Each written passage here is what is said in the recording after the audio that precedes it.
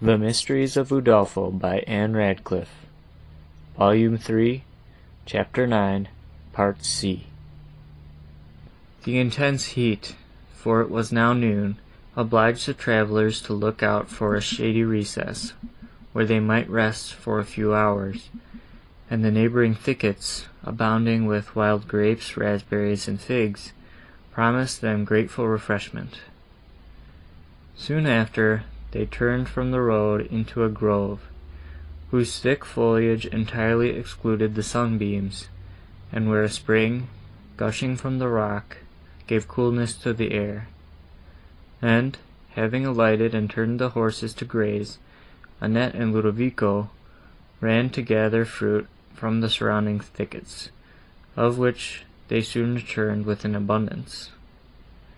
The travellers, seated under the shade of a pine and cypress grove, and on turf enriched with such a profusion of fragrant flowers as Emily had scarcely ever seen, even among the Pyrenees, took their simple repast, and viewed, with new delight, beneath the dark umbrage of gigantic pines, the glowing landscape stretching to the sea. Emily and Du Pont gradually became thoughtful and silent, but Annette was all joy and loquacity, and Ludovico was gay, without forgetting the respectful distance which was due to his companions. The repast being over, Du Pont recommended Emily to endeavour to sleep during these sultry hours, and, desiring the servants would do the same, said he would watch the while. But Ludovico wished to spare him this trouble, and Emily and Annette, wearied with travelling, tried to repose, while he stood guard with his trombone. When Emily, refreshed by slumber, awoke, she found the sentinel asleep on his post and Du Pont awake, but lost in melancholy thought. As the sun was yet too high to allow them to continue their journey, and as it was necessary that Ludovico, after the toils and trouble he had suffered, should finish his sleep, Emily took this opportunity of inquiring by what accident Du Pont became Montagny's prisoner, and he, pleased with the interest this enquiry expressed, and with the excuse it gave him for talking to her of himself, he immediately answered her curiosity. "I came into Italy, madam," said Du Pont, "in the service of my country. In an adventure among the mountains, our party, engaging with the bands of Montagny, was routed, and I, with a few of my comrades, was taken prisoner. When they told me whose captive I was, the name of Montagny struck me, for I remembered that Madame Chiron, your aunt, had married an Italian of that name, and that you had accompanied them into Italy. It was not, however, till some time after, that I became convinced this was the same Montagny, or learned that you, madame, was under the same roof with myself. I will not pain you by describing what were my emotions upon this discovery, which I owed to a sentinel, whom I had so far won to my interest, that he granted me many indulgences, one of which was very important to me, and somewhat dangerous to myself. But he persisted in refusing to convey any letter or notice of my situation to you, for he justly dreaded the discovery and the consequent vengeance of Montagny. He, however, enabled me to see you more than once. You are surprised, madame, and I will explain myself, and, at length, I gained so far upon the pity or the avarice of the man, that he gave me the means of walking on the terrace." Emily now listened, with very anxious attention, to the narrative of Du Pont, who proceeded. In granting this indulgence, he knew that he had nothing to apprehend from a chance of my escaping from a castle, which was vigilantly guarded, and the nearest terrace of which rose over a perpendicular rock. He shewed me also, continued Du Pont, a door concealed in the cedar wainscot of the apartment where I was confined, which he instructed me how to open, and which, leading into a passage, formed within the thickness of the wall that extended far along the castle, finally opened in an obscure corner of the eastern rampart. I have since been informed that there are many passages of the same kind concealed within the prodigious walls of that edifice, and which were, undoubtedly, contrived for the purpose of facilitating escapes in time of war. Through this avenue, at the dead of night, I often stole to the terrace, where I walked with the utmost caution, lest my steps should betray me to the sentinels on duty in distant parts, for this end of it, being guarded by high buildings, was not watched by soldiers. In one of these midnight wanderings, I saw a light in a casement that overlooked the rampart, and which, I observed, was immediately over my prison chamber. It occurred to me that you might be in that apartment, and, with the hope of seeing you, I placed myself opposite the window.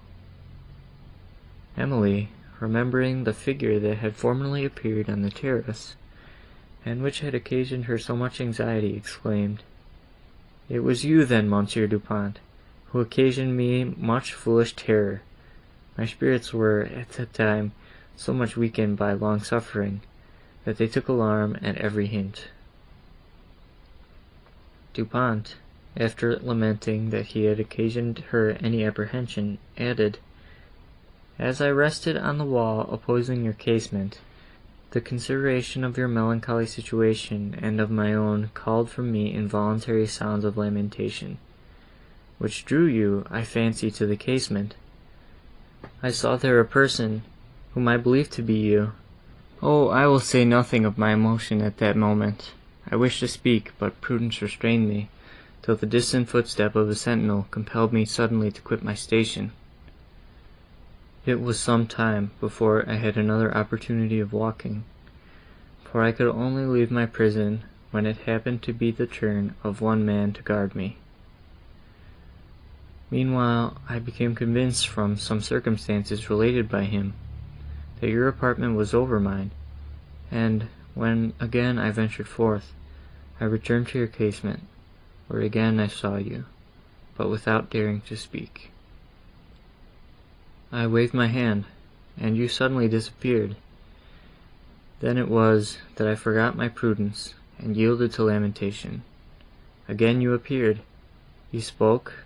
I heard the well-known accent of your voice, and, at that moment, my discretion would have forsaken me again, had I not heard also the approaching steps of a soldier, when I instantly quitted the place, though not before the man had seen me. He followed down the terrace, and gained so fast upon me that I was compelled to make use of a stratagem ridiculous enough to save myself. I had heard of the superstition of many of these men, and I uttered a strange noise, with the hope that my pursuer would mistake it for something supernatural, and desist from pursuit. Luckily for myself I succeeded. The man, it seems, was subject to fits, and the terror he suffered threw him into one, by which accident I secured my retreat. A sense of the danger I had escaped, and the increased watchfulness which my appearance had occasioned among the sentinels, deterred me ever after from walking on the terrace. But, in the stillness of the night, I frequently beguiled myself with an old lute, procured for me by a soldier, which I sometimes accompanied with my voice, and sometimes, I will acknowledge, with the hope of making myself heard by you. But it was only a few evenings ago that this hope was answered. I then thought I heard a voice in the wind calling me, yet even then I feared to reply, lest the sentinel at the prison door should hear me. Was I right, madame? In this conjecture, was it you who spoke? Yes, replied Emily with an involuntary sigh. You was right indeed. Du Pont, observing the painful emotions which this question revived, now changed the subject. In one of my excursions through the passage, which I have mentioned, I overheard a singular conversation, said he. In the passage, said Emily with surprise. I heard it in the passage, said Du Pont, but it proceeded from an apartment, adjoining the wall, within which the passage wound, and the shell of the wall was there so thin, and was also somewhat decayed, that I could distinctly hear every word, spoken on the other side. It happened that Montoni and his companions were assembled in the room, and Montoni began to relate the extraordinary history of the lady, his predecessor, in the castle. He did, indeed, mention some very surprising circumstances, and whether they were strictly true, his conscience must decide. I fear it will determine against him. But you, madame, have doubtless heard the report, which he designs should circulate, on the subject of that lady's mysterious fate. I have, sir, replied Emily, and I perceive that you doubt it. I doubted it before the period I am speaking of, rejoined Du Pont, but some circumstances, mentioned by Montoni, greatly contributed to my suspicions. The account I then heard almost convinced me that he was a murderer. I trembled for you, the more so that I had heard the guests mention your name in a manner that threatened your repose, and, knowing that the most impious men are often the most superstitious, I determined to try whether I could not awaken their consciences, and awe them from the commission of the crime I dreaded. I listened closely to Montoni, and in the most striking passages of his story, I joined my voice, and repeated his last words, in a disguised and hollow tone. "But was you not afraid of being discovered?" said Emily. "I was not," replied Du Pont, "for I knew that if Montoni had been acquainted with the secret of this passage, he would not have confined me in the apartment to which it led. I knew also, from better authority, that he was ignorant of it. The party, for some time, appeared inattentive to my voice, but, at length, were so much alarmed, that they quitted the apartment, and, having heard Montoni order his servants to search it, I returned to my prison, which was very distant from this part of the passage." "I remember perfectly to have heard of the conversation you mentioned," said Emily. "It spread a general alarm among Montoni's people, and I will own I was weak enough to partake of it." Monsieur Du Pont and Emily thus continued to converse of Montoni, and then of France, and of the plan of their voyage, when Emily told him that it was her intention to retire to a convent in Languedoc, where she had been formerly treated with much kindness, and from thence to write to her relation Monsieur Quesnel, and inform him of her conduct. There she designed to wait, till La Bellée should again be her own, whither she hoped her income would sometime permit her to return. For Du Pont now taught her to expect, that the estate, of which Montoni had attempted to defraud her, was not irrecoverably lost, and again he congratulated her on her escape from Montoni, who, he had not a doubt, meant to have detained her for life. The possibility of recovering her aunt's estates for Valancourt and herself lighted up a joy in Emily's heart, such as she had not known for many months. But she endeavoured to conceal this from Monsieur Du Pont, lest it should lead him to a painful remembrance of his rival. They continued to converse till the sun was declining in the west, when Du Pont awoke Ludovico, and they set forward on their journey. Gradually descending the lower slopes of the valley, they reached the Arno, and wound along its pastoral margin for many miles, delighted with the scenery around them, and with the remembrances which its classic waves revived. At a distance they heard the gay song of the peasants among the vineyards, and observed the setting sun tint the waves with yellow lustre, and twilight draw a dusky purple over the mountains, which, at length, deepened into night. Then Luciola, the firefly of Tuscany, was seen to flash its sudden sparks among the foliage, while the cicala, with its shrill note, became more clamorous than even during the noonday heat, loving best the hour when the English beetle, with the less offensive sound, wins his small but sullen horn, as oft he rises, midst the twilight path, against the pilgrim borne in heedless hum. Collins, The travelers crossed the Arno by moonlight at a ferry, and, learning that Pisa was distant only a few miles down the river, they wished to have proceeded thither in a boat, but as none could be procured, they set out on their wearied horses for that city. As they approached it, the vale expanded into a plain, variegated with vineyards, corn, olives, and mulberry groves. But it was late before they reached its gates, where Emily was surprised to hear the busy sound of footsteps and the tones of musical instruments, as well as to see the lively groups that filled the streets, and she almost fancied herself again at Venice. But here was no moonlight sea, no gay gondolas dashing the waves, no Palladian palaces to throw enchantments over the fancy, and lead it into the wilds of fairy story.